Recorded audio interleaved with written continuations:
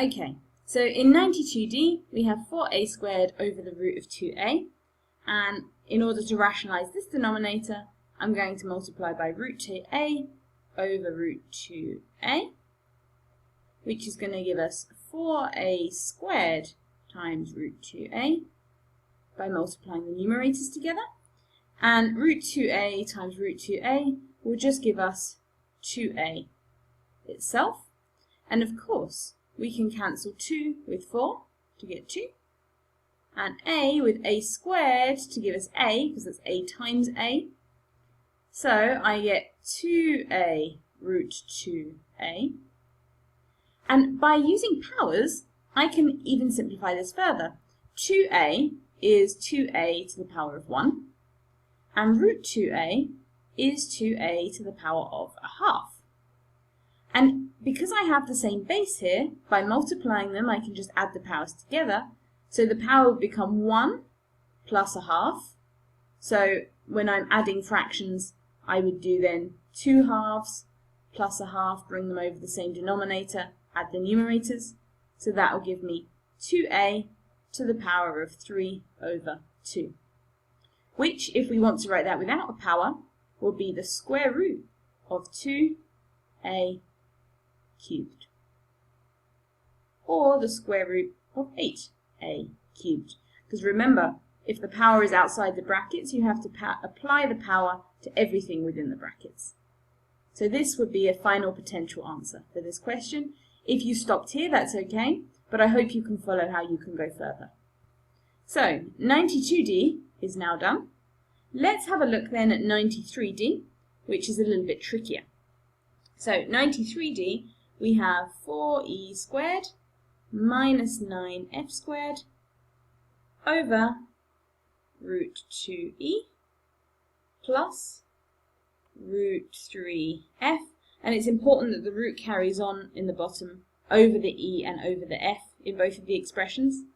So here we have a situation like our example C in the first video. So I'm going to multiply this by root 2e minus root 3f over root 2e minus root 3f.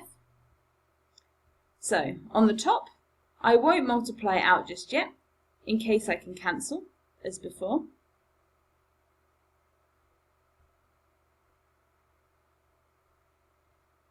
Over 2e times root 2e is 2e.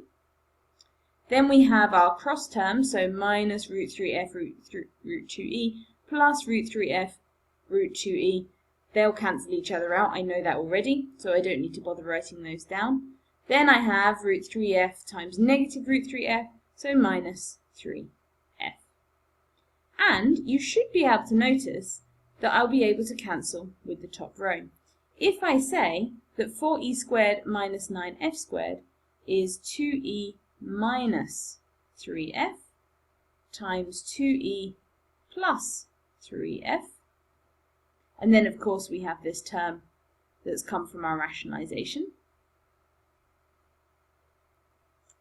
over 2e minus 3f, then I can cancel this whole term with this whole term, and then my final solution will just be 2e plus 3f times root 2e minus root 3f.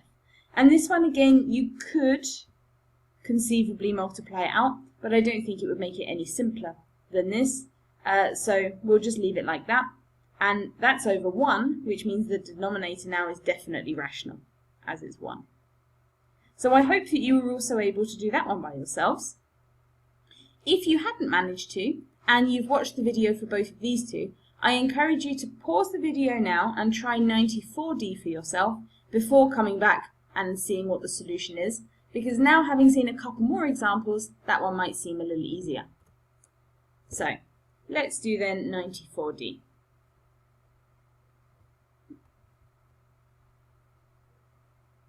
So here we have 3x plus 2y over the square root of 9x squared minus 4y squared. And because this one is all under the same square root, I can just multiply top and bottom by exactly what I have here in the denominator.